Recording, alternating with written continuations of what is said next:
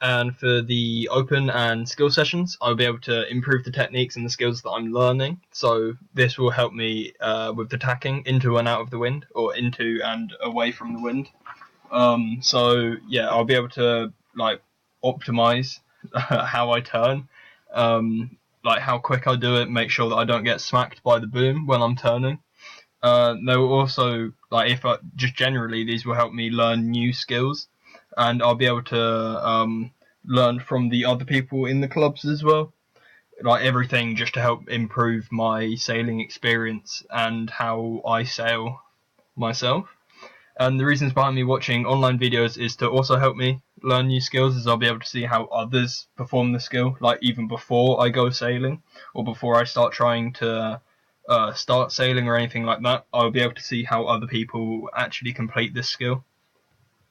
That's the end of my presentation. Thank you very much for listening.